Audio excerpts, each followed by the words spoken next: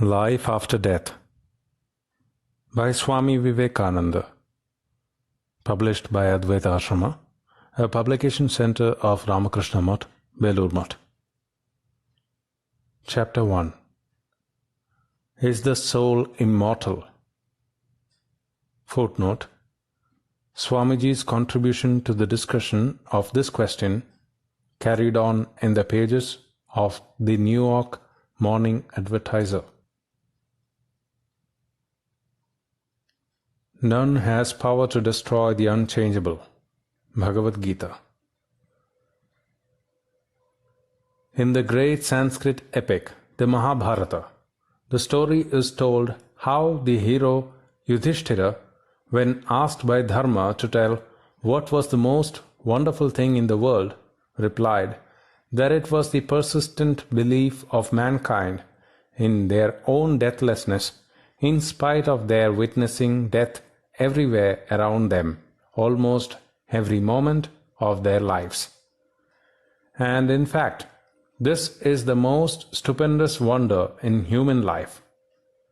In spite of all arguments to the contrary, urged in different times by different schools, in spite of the inability of reason to penetrate the veil of mystery which will ever hang between the sensuous and the supersensuous worlds, man is thoroughly persuaded that he cannot die. We may study all our lives, and in the end fail to bring the problem of life and death to the plane of rational demonstration, affirmative or negative. We may talk or write, preach or teach for or against the permanency or impermanency of human existence as much as we like. We may become violent partisans of this side or that.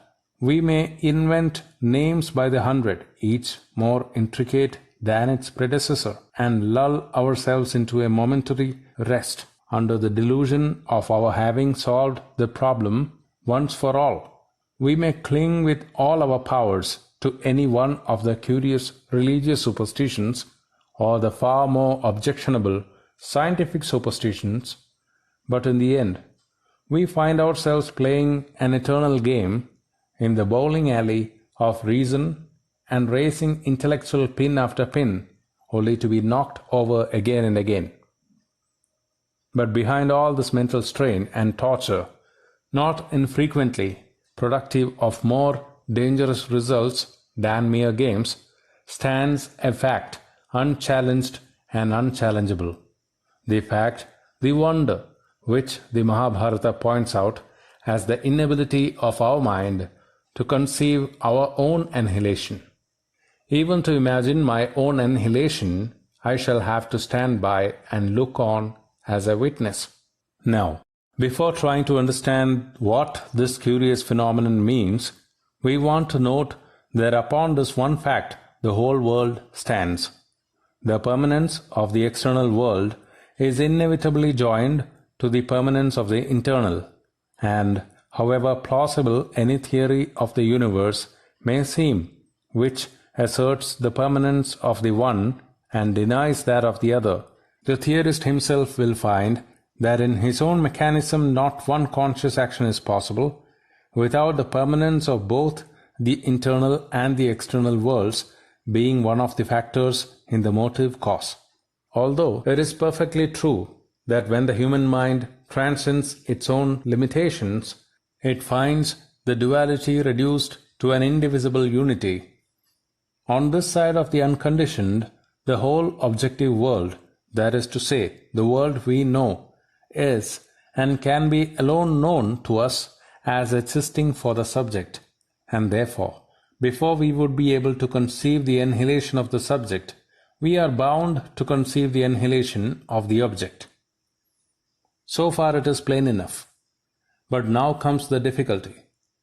I cannot think of myself ordinarily as anything else but a body. My idea of my own permanence includes my idea of myself as a body. But the body is obviously impermanent, as is the whole of nature, a constantly vanishing quantity. Where then is this permanence? There is one more wonderful phenomenon connected with our lives, without which who will be able to live? Who will be able to enjoy life a moment? The idea of freedom. This is the idea that guides each footstep of ours, makes our movements possible, determines our relations to each other, nay, is the very warp and woof in the fabric of human life. Intellectual knowledge tries to drive it inch by inch from its territory. Post after post is snatched away from its domains, and each step is made fast and iron-bound with the railroadings of cause and effect. But it laughs at all our attempts, and lo, it keeps itself above all this massive pile of law and causation with which we tried to smother it to death. How can it be otherwise? The limited always requires a higher generalization of the unlimited to explain itself. The bound can only be explained by the free, the caused by the uncaused. But again, the same difficulty is also here. What is free, the body or even the mind? It is apparent to all that they are as much bound by law as anything else in the universe. Now the problem resolves itself into this dilemma. Either the whole universe is a mass of never-ceasing change and nothing more, irrevocably bound by the law of causation, not one particle having a unity of itself, yet is curiously producing an ineradicable delusion of permanence and freedom, or there is in us and in the universe something which is permanent and free, showing that the basal constitutional belief of the human mind is not delusion. It is the duty of science to explain facts by bringing them to a higher generalization. Any explanation, therefore, that first wants to destroy a part of the fact given to be explained in order to fit itself to the remainder is not scientific, whatever else it may be. So, any explanation that wants to overlook the fact of this persistence and all necessary idea of freedom commits the above-mentioned mistake of denying a portion of the fact in order to explain the rest, and is therefore wrong. The only other alternative possible then is to acknowledge, in harmony with our nature, that there is something in us which is free and permanent. But it is not the body, neither is it the mind. The body is dying every minute. The mind is constantly changing. The body is a combination, and so is the mind, and as such can never reach to a state beyond all change. But beyond this momentary sheathing of gross matter, beyond even the finer covering of the mind, is the Atman, the true self of man, the permanent, the ever-free. It is his freedom that is percolating through layers of thought and matter, and in spite of the colorings of name and form, is ever asserting its unshackled existence. It is his deathlessness, his bliss, his peace, his divinity, that shines out and makes itself felt in spite of the thickest layers of ignorance. He is the real man, the fearless one, the deathless one, the free. Now, freedom is only possible when no external power can exert any influence, produce any change. Freedom is only possible to the being who is beyond all conditions, all laws, all bondages of cause and effect. In other words, the unchangeable alone can be free, and therefore immortal. This being, this Atman, this real self of man, the free, the unchangeable, is beyond all conditions, and as such, it has neither birth nor death. Without birth or death, eternal, ever-existing, is this soul of man. Chapter 2. Reincarnation. Footnote. Contributed to the Metaphysical Magazine, New York, March 1895. Both you and I have passed through many births. You know them not, I know them all. Bhagavad Gita. One of the many riddles that have perplexed the intellect of man in all climes and times, the most intricate is himself. Of the myriad mysteries that have called forth his energies to struggle for solution from the very dawn of history, the most mysterious, is his own nature.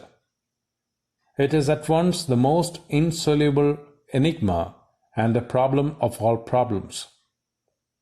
At the starting point and the repository of all we know and feel and do, there never has been, nor will be, a time when man's own nature will cease to demand his best and foremost attention.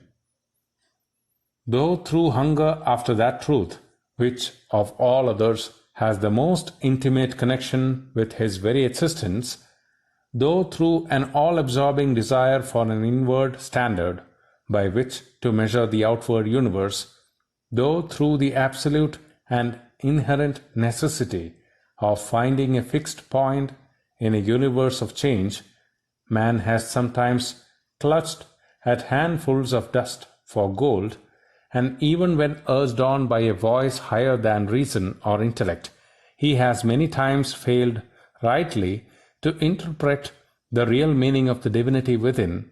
Still, there never was a time since the search began when some race or some individuals did not hold aloft the lamp of truth.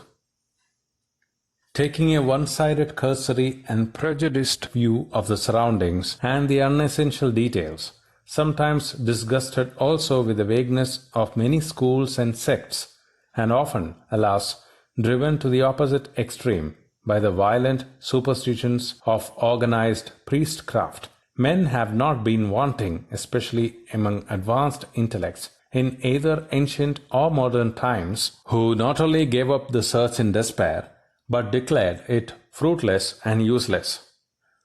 Philosophers might fret and sneer, and priests ply their trade even at the point of the sword, but truth comes to those alone who worship at her shrine for her sake only, without fear and without shopkeeping.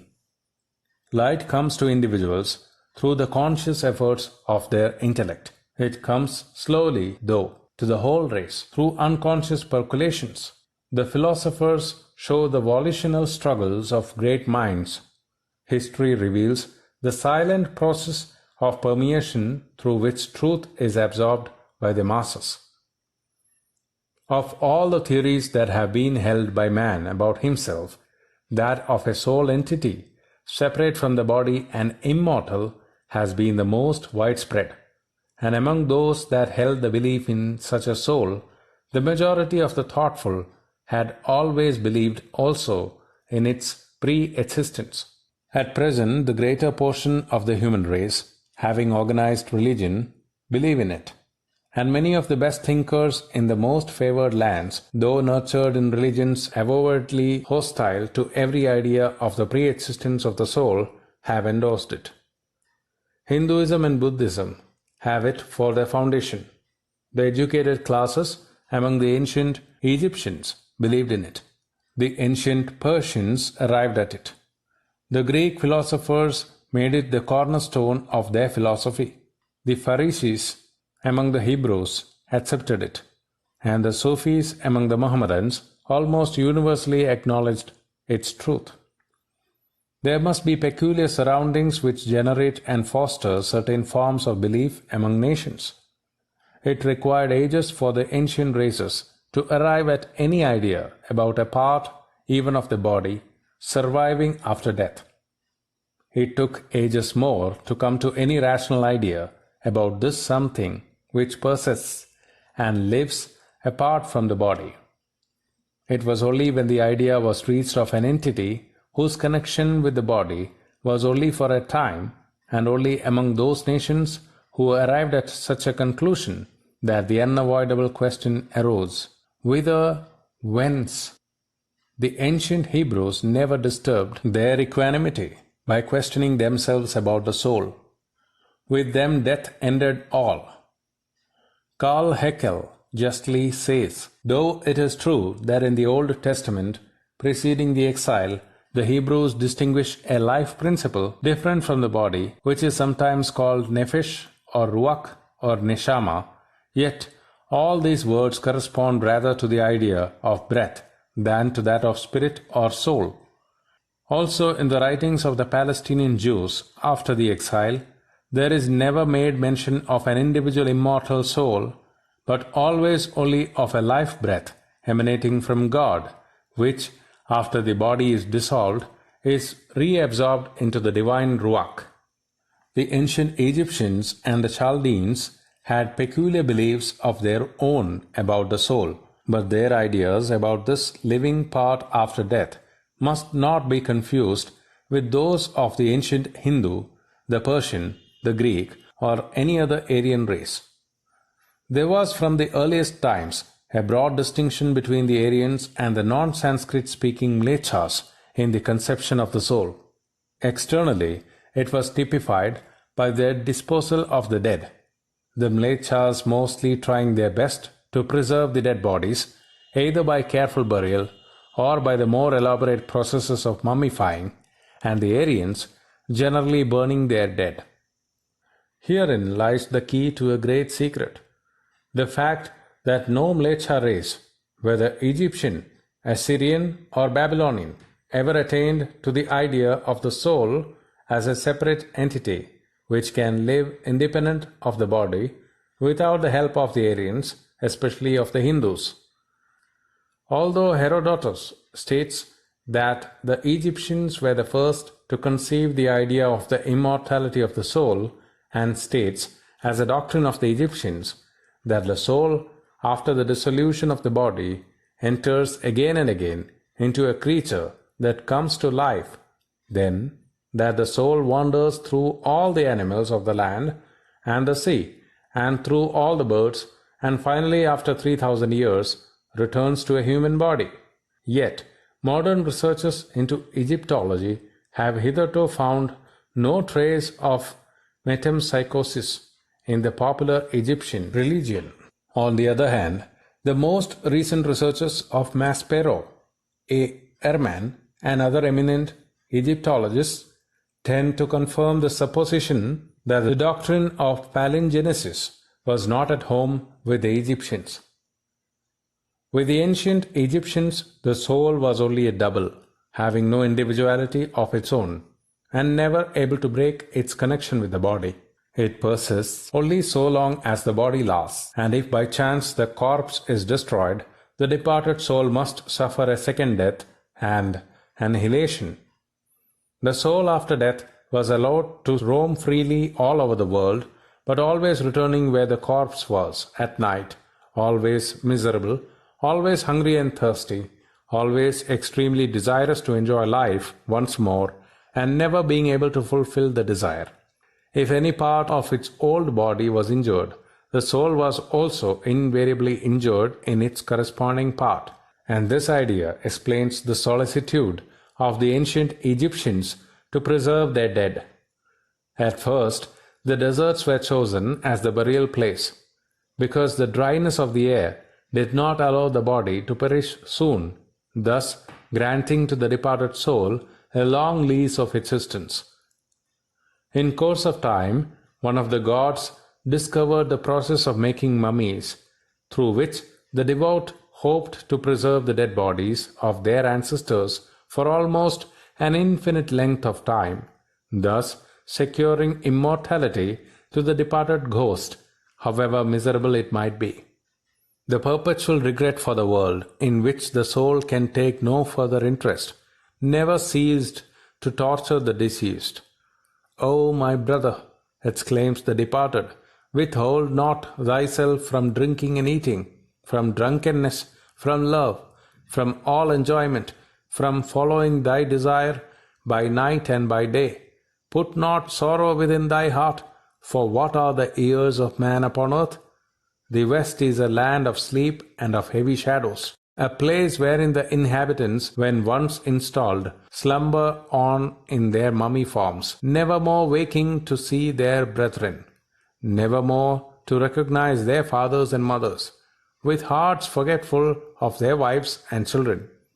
The living water, which the earth giveth to all who dwell upon it, is for me stagnant and dead.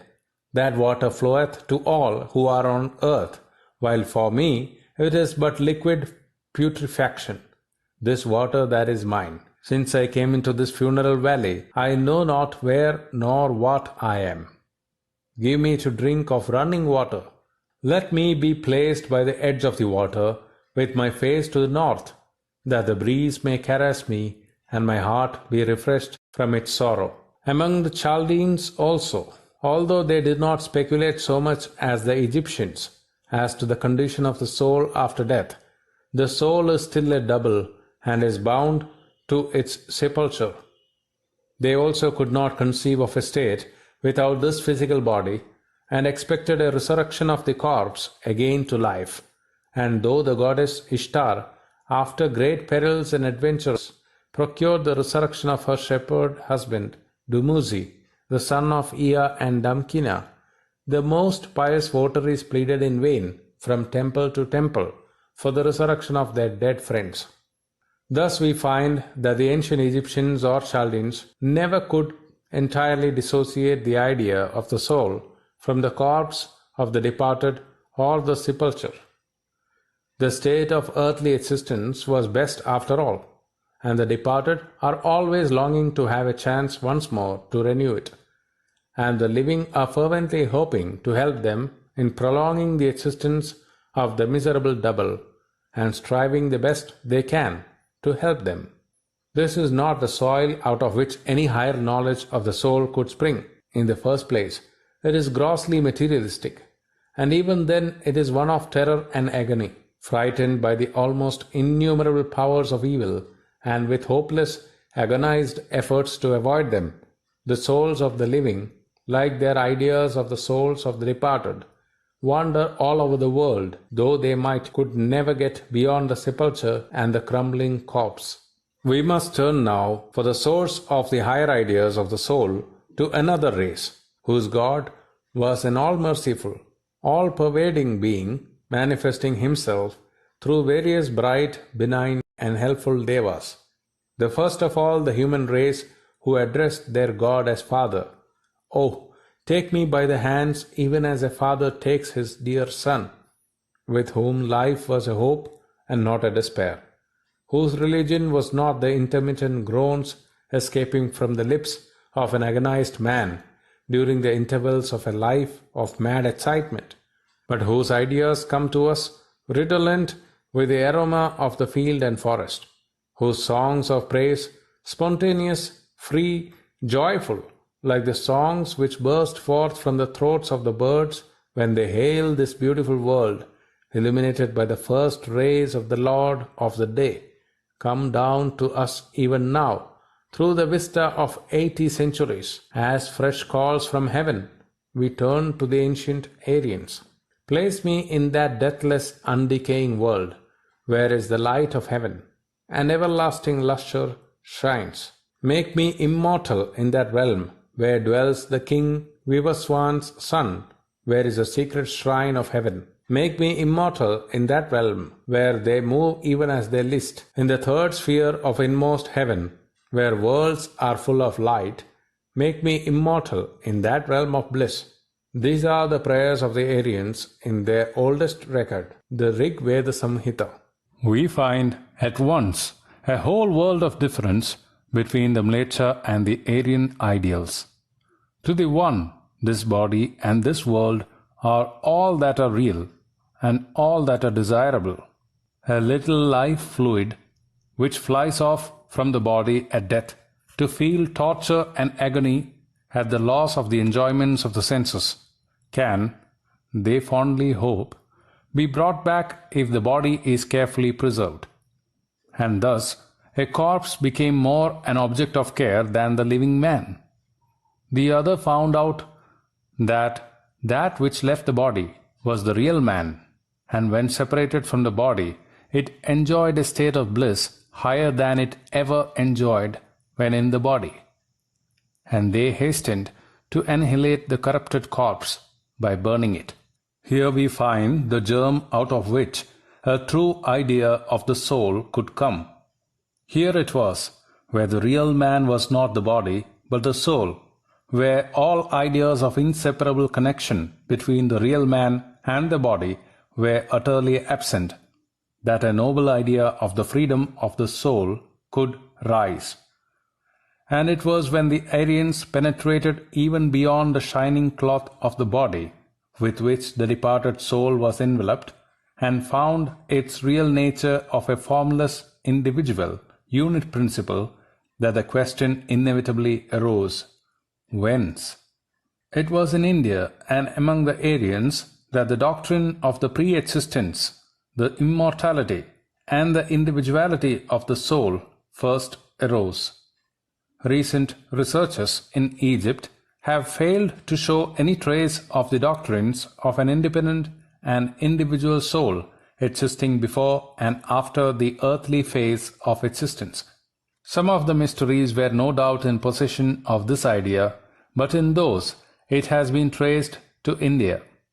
I am convinced, says Karl Haeckel, that the deeper we enter into the study of the Egyptian religion, the clearer it is shown that the doctrine of metempsychosis was entirely foreign to the popular Egyptian religion, and that even that which single mysteries possessed of it was not inherent to the Osiris teachings, but derived from Hindu sources. Later on, we find the Alexandrian Jews imbued with the doctrine of an individual soul, and the Pharisees of the time of Jesus, as already stated, not only had faith in an individual soul, but believed in its wanderings through various bodies.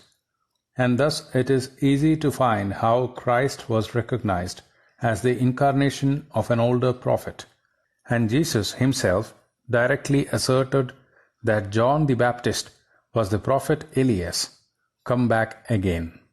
If you will receive it, this is Elias, which was for to come. Matthew 11:14. The idea of a soul and of its individuality among the Hebrews evidently came through the higher mystical teachings of the Egyptians, who in their turn derived it from India.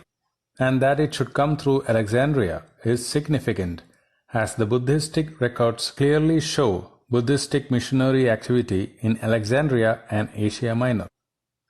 Pythagoras is said to have been the first Greek who taught the doctrine of palingenesis among the Hellenists. As an Aryan race, already burning their dead and believing in the doctrine of an individual soul, it was easy for the Greeks to accept the doctrine of reincarnation through the Pythagorean teachings. According to Apuleius, Pythagoras had come to India, where he had been instructed by the Brahmins. So far we have learnt that wherever the soul was held to be an individual, the real man, and not a vivifying part of the body only, the doctrine of its pre-existence had inevitably come, and that externally those nations that believed in the independent individuality of the soul had almost always signified it by burning the bodies of the departed.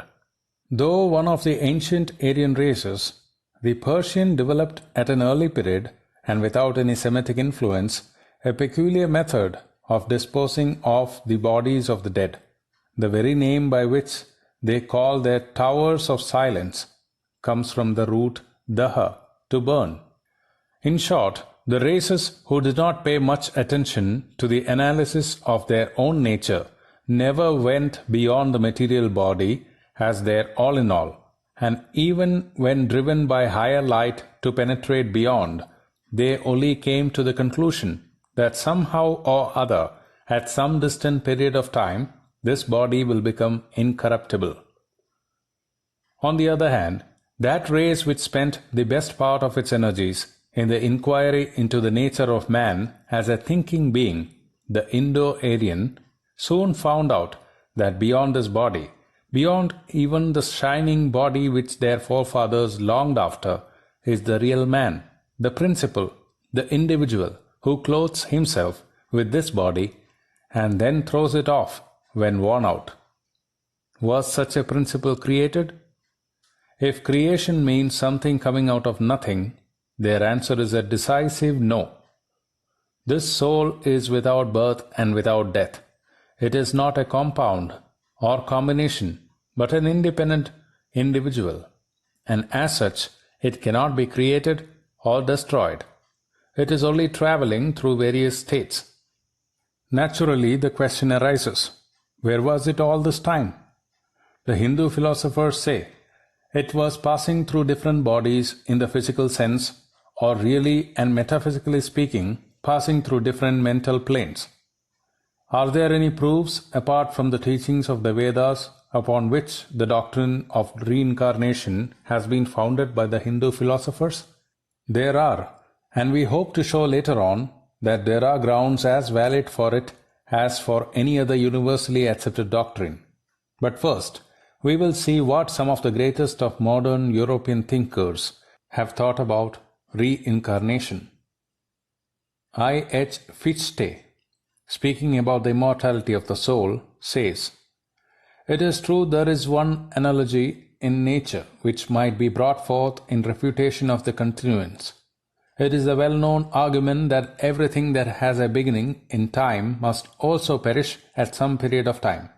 Hence, that the claimed past existence of the soul necessarily implies its pre-existence. This is a fair conclusion, but instead of being an objection to, it is rather an additional argument for its continuance.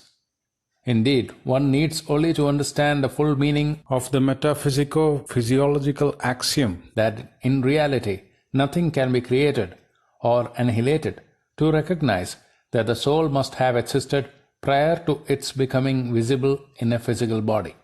Schopenhauer, in his book speaking about palingenesis, says, "What sleep is for the individual, death is for the will. It would not endure to continue the same actions and sufferings throughout an eternity without true gain if memory and individuality remained to it. It flings them off, and this is late, and through this sleep of death it reappears, fitted out with another intellect as a new being. A new day tempts to new shores.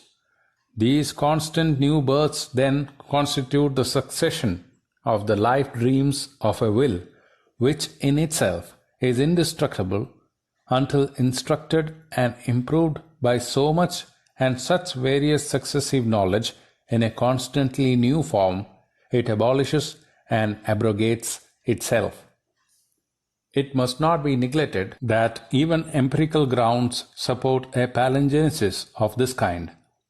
As a matter of fact, there does exist a connection between the birth of the newly appearing beings and the death of those that are worn out. It shows itself in the great fruitfulness of the human race, which appears as a consequence of devastating diseases. When in the 14th century the Black Death had for the most part depopulated the old world, a quiet abnormal fruitfulness appeared among the human race, and twin births were very frequent. The circumstance was also remarkable that none of the children born at this time obtained their full number of teeth. Thus nature, asserting itself to the utmost, was niggardly in details. This is related by F. Schroner in his Chronic Decision, 1825. Casper also in 1835 confirms the principle that the number of births in a given population has the most decided influence upon the length of life and mortality in it, as this always keeps pace with mortality, so that always and everywhere the deaths and the births increase and decrease in like proportion, which he places beyond doubt by an accumulation of evidence collected from many lands and their various provinces. And yet it is impossible that there can be a physical causal connection between my early death and the fruitfulness of a marriage with which I have nothing to do, or conversely. Thus here the metaphysical appears undeniable, and in a stupendous manner, as the immediate ground of explanation of the physical. Every newborn being comes fresh and blithe into the new existence, and enjoys it as a free gift. But there is and can be nothing freely given. Its fresh existence is paid for by the old age and death of a worn-out existence which has perished, but which contained the indestructible seed out of which the new existence has arisen. They are one being. The great English philosopher Hume, nihilistic though he was, says in the skeptical essay on immortality, "The metempsychosis is therefore the only system of this kind that philosophy can listen to." The philosopher Lessing, with a deep poetical insight, asks, "Is this hypothesis so laughable merely because it is the oldest, because the human understanding, before the sophistries of the schools had dissipated and debilitated it, lighted upon it at once? Why should not I come back as often as I am capable of acquiring fresh knowledge, fresh experience? Do I bring away so much from once that there is nothing to repay the trouble of coming back?" The arguments for and against the doctrine of a pre-existing soul reincarnating through many lives have been many, and some of the great thinkers of all ages have taken up the gauntlet to defend it. And so far as we can see, if there is an individual soul, that it existed before seems inevitable.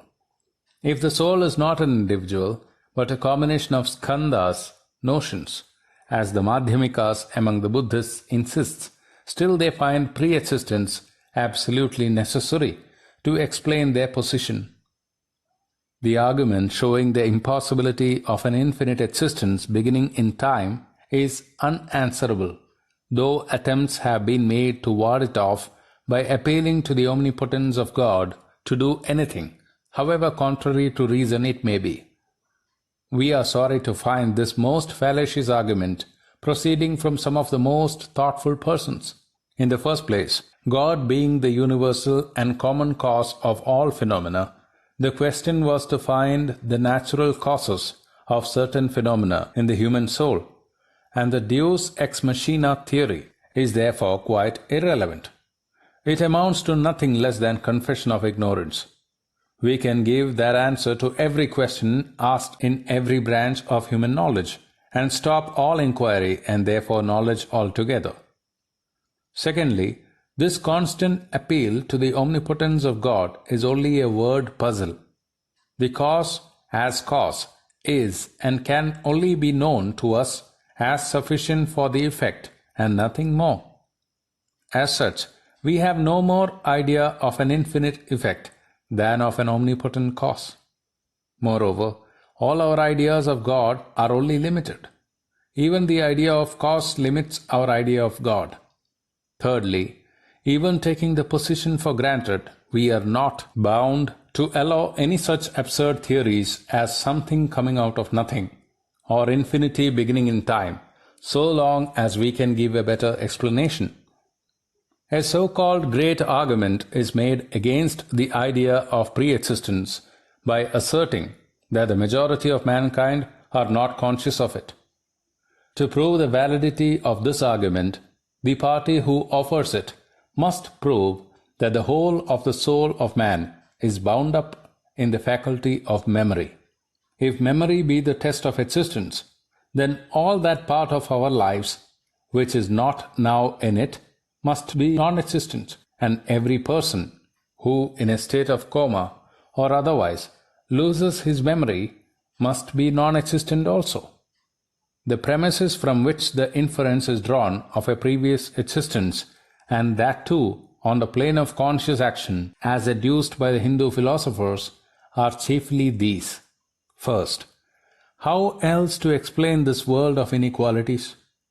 Here is one child born in the providence of a just and merciful God, with every circumstance conducing to his becoming a good and useful member of the human race, and perhaps at the same instant and in the same city, another child is born, under circumstances every one of which is against his becoming good. We see children born to suffer, perhaps all their lives, and that owing to no fault of theirs. Why should it be so? What is the cause? Of whose ignorance is it the result? If not the child's, why should it suffer for its parents' actions? It is much better to confess ignorance than to try to evade the question by the allurements of future enjoyments in proportion to the evil here, or by posing mysteries. Not only undeserved suffering forced upon us by any agent is immoral, not to say unjust, But even the future-making-up theory has no legs to stand upon. How many of the miserable born struggle towards a higher life, and how many more succumb to the circumstances they are placed under? Should those who grow worse and more wicked by being forced to be born under evil circumstances be rewarded in the future for the wickedness of their lives? In that case, the more wicked the man is here, the better will be his deserts hereafter.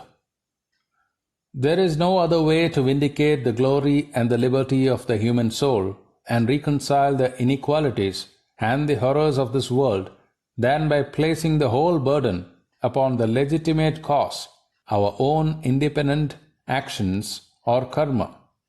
Not only so, but every theory of the creation of the soul from nothing inevitably leads to fatalism and preordination, and instead of a merciful Father, places before us a hideous, cruel, and an ever-angry God to worship. And so far as the power of religion for good or evil is concerned, this theory of a created soul, leading to its corollaries of fatalism and predestination, is responsible for the horrible idea prevailing among Christians and Mohammedans, that the heathens are the lawful victims of their swords, and all the horrors that have followed and are following it still. But an argument which the philosophers of the Nyaya school have always advanced in favor of reincarnation, and which to us seems conclusive, is this: our experiences cannot be annihilated. Our actions, karma, though apparently disappearing, remains still unperceived, adrishta, and reappear again in their effect as tendencies, pravrittis. Even little babies come with certain tendencies, fear of death, for example. Now, if a tendency is the result of repeated actions, the tendencies with which we are born must be explained on that ground too. Evidently, we could not have got them in this life.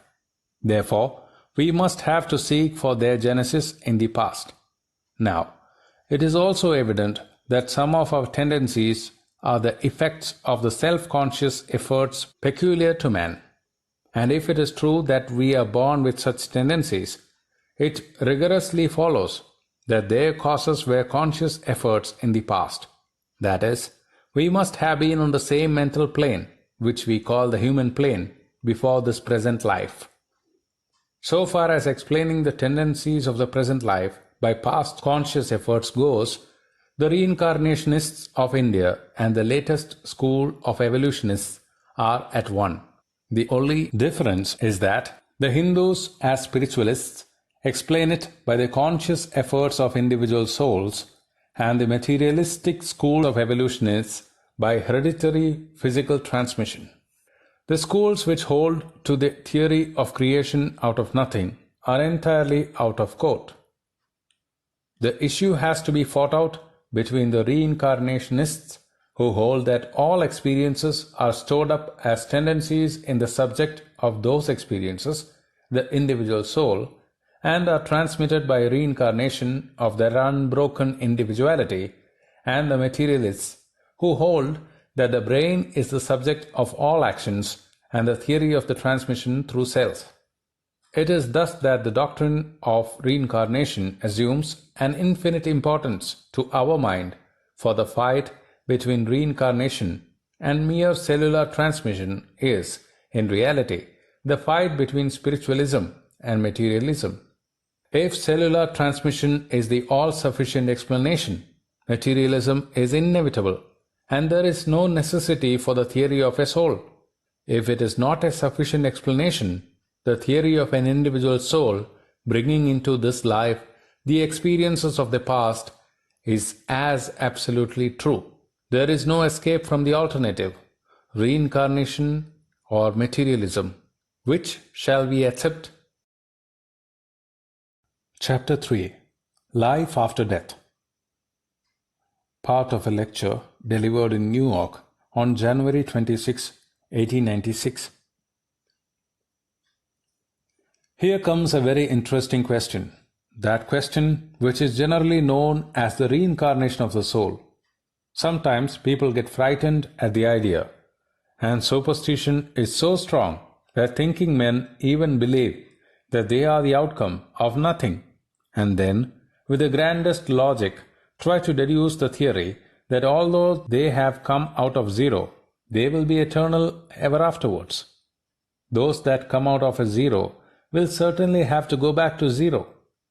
Neither you, nor I, nor anyone present have come out of zero, nor will go back to zero. We have been existing eternally, and will exist, and there is no power under the sun or above the sun which can undo your or my existence or send us back to zero. Now this idea of incarnation is not only not a frightening idea, but is most essential for the moral well-being of the human race. It is the only logical conclusion that thoughtful men can arrive at. If you are going to exist in eternity hereafter, it must be that you have existed through eternity in the past. It cannot be otherwise. I will try to answer a few objections that are generally brought against the theory. Although many of you will think they are very silly objections, still we have to answer them, for sometimes we find that the most thoughtful men are ready to advance the silliest ideas. Well has it been said that there never was an idea so absurd that it did not find philosophers to defend it. The first objection is, why do we not remember our past? Do we remember all our past in this life? How many of you remember what you did when you were babies? None of you remember your early childhood? And if upon memory depends your existence, then this argument proves that you did not exist as babies, because you do not remember your babyhood. It is simply unmitigated nonsense to say that our existence depends on our remembering it. Why should we remember the past? That brain is gone, broken into pieces, and a new brain has been manufactured. What has come to this brain is the resultant, the sum total of the impressions acquired in our past, with which the mind has come to inhabit the new body. I, as I stand here, am the effect, the result of all the infinite past which is tacked on to me. And why is it necessary for me to remember all the past? When a great ancient sage, a seer or a prophet of old, who came face to face with the truth, says something, these modern men stand up and say, "Oh, he was a fool," but just use another name, Huxley says it, or Tyndall, then it must be true, and they take it for granted. In place of ancient superstitions, they have erected modern superstitions. In place of the old popes of religion, they have installed modern popes of science. So we see that this objection as to memory is not valid, and that is about the only serious objection that is raised against this theory.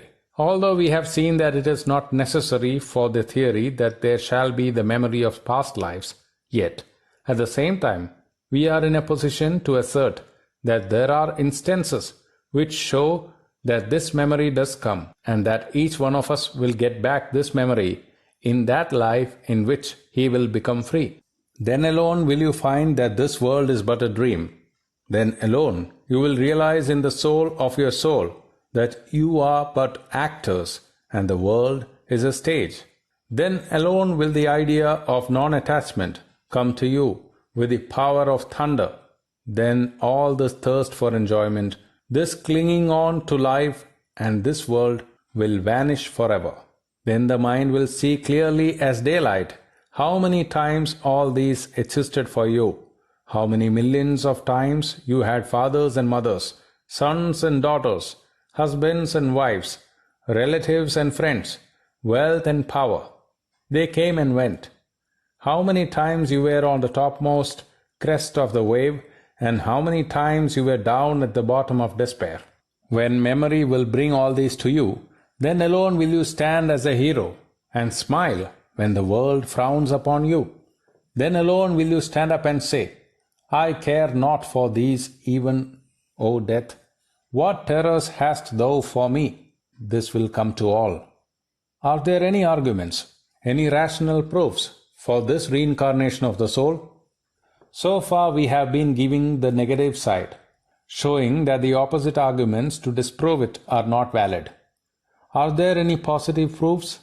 There are, and most valid ones too. No other theory except that of reincarnation accounts for the wide divergence that we find between man and man in their powers to acquire knowledge. First, let us consider the process by means of which knowledge is acquired. Suppose I go into the street and see a dog. How do I know it is a dog? I refer it to my mind, and in my mind are groups of all my past experiences arranged and pigeonholed as it were. As soon as a new impression comes, I take it up and refer it to some of the old pigeonholes, and as soon as I find a group of the same impressions already existing, I place it in that group, and I am satisfied. I know it is a dog because it coincides with impressions already there. When I do not find the cognates of this new experience inside, I become dissatisfied. When not finding the cognates of an impression, we become dissatisfied. This state of mind is called ignorance. But when, finding the cognates of an impression already existing, we become satisfied, this is called knowledge. When one apple fell, men became dissatisfied. Then gradually they found out the group. What was the group they found? That all apples fell. So they called it gravitation. Now we see that without a fund of already existing experience, any new experience would be impossible, for there would be nothing to which to refer the new impression. So, if, as some of the European philosophers think, a child came into the world with what they call tabula rasa, such a child would never attain to any degree of intellectual power, because he would have nothing to which to refer his new experiences. We see that the power of acquiring knowledge varies in each individual, and this shows that each one of us has come with his own fund of knowledge. Knowledge can only be got in one way, the way of experience. There is no other way to know. If we have not experienced it in this life, we must have experienced it in other lives. How is it that the fear of death is everywhere? A little chicken is just out of an egg, and an eagle comes and the chicken flies in fear to its mother. There is an old explanation. I should hardly dignify it by such a name. It is called instinct. What makes that little chicken just out of the egg afraid to die? How is it that as soon as a duckling hatched by a hen comes near water, it jumps into it and swims? It never swam before, nor saw anything swim. People call it instinct. It is a big word, but it leaves us where we were before. Let us study this phenomenon of instinct. A child begins to play on the piano. At first she must pay attention to every key she is fingering, and as she goes on and on for months and years, the playing becomes almost involuntary, instinctive. What was first done with conscious will does not require later on an effort of the will. This is not yet a complete proof. One half remains, and that is that almost all the actions which are now instinctive can be brought under the control of the will. Each muscle of the body can be brought under control. This is perfectly well known. So the proof is complete by this double method, that what we now call instinct is degeneration of voluntary actions. Therefore, if the analogy applies to the whole of creation, if all nature is uniform, then what is instinct in lower animals as well as in men must be the degeneration of will. Applying the law we dwelt upon under macrocosm, that each involution presupposes an evolution and each evolution an involution, we see that instinct is involved reason. What we call instinct in men or animals must therefore be involved, degenerated, voluntary actions, and voluntary actions are impossible without experience. Experience started that knowledge, and that knowledge is there. The fear of death, the duckling taking to the water, and all involuntary actions in the human being, which have become instinctive, are the results of past experiences. So far we have proceeded very clearly, and so far the latest science is with us. But here comes one more difficulty. The latest scientific men are coming back to the ancient sages, and as far as they have done so, there is perfect agreement. They admit that each man and each animal is born with a fund of experience, and that all these actions in the mind are the result of past experience. But what they ask is the use of saying that that experience belongs to the soul. Why not say it belongs to the body, and the body alone? Why not say it is hereditary transmission? This is the last question. Why not say that all the experience with which I am born is the resultant effect of all the past experience of my ancestors? The sum total of the experience from the little protoplasm up to the highest human being is in me, but it has come from body to body in the course of hereditary transmission. Where will the difficulty be? This question is very nice, and we admit some part of this hereditary transmission. How far? As far as furnishing the material. We, by our past actions, conform ourselves to a certain birth in a certain body, and the only suitable material for that body comes from the parents who have made themselves fit to have that soul as their offspring. The simple hereditary theory takes for granted the most astonishing proposition, without any proof, that mental experience can be recorded in matter, that mental experience can be involved in matter. When I look at you, in the lake of my mind there is a wave. That wave subsides, but it remains in fine form as an impression. We understand a physical impression remaining in the body. But what proof is there for assuming that the mental impression can remain in the body since the body goes to pieces? What carries it? Even granting it were possible for each mental impression to remain in the body, that every impression beginning from the first man down to my father was in my father's body, how could it be transmitted to me? Through the bioplasmic cell? How could that be? Because the father's body does not come to the child in toto. The same parents may have a number of children. Then from this theory of hereditary transmission, where the impression and the impressed, that is to say material, are one, it rigorously follows that by the birth of every child, the parents must lose a part of their own impression, or if the parents should transmit the whole of their impressions, then, after the birth of the first child, their minds would be a vacuum. Again, if in the bioplasmic cell, the infinite amount of impressions from all time has entered, where and how is it? This is a most impossible position, and until these physiologists can prove how and where those impressions live in that cell, and what they mean by a mental impression sleeping in the physical cell, their position cannot be taken for granted. So far it is clear, then, that this impression is in the mind, that the mind comes to take its birth and rebirth, and uses the material which is most proper for it, and that the mind which has made itself fit for only a particular kind of body will have to wait until it gets that material. This we understand. The theory then comes to this, that there is hereditary transmission so far as furnishing the material to the soul is concerned. But the soul migrates and manufactures body after body, and each thought we think and each deed we do is stored in it in fine forms, ready to spring up again and take a new shape. When I look at you, a wave rises in my mind. It dives down, as it were, and becomes finer and finer, but it does not die. It is ready to start up again as a wave in the shape of memory.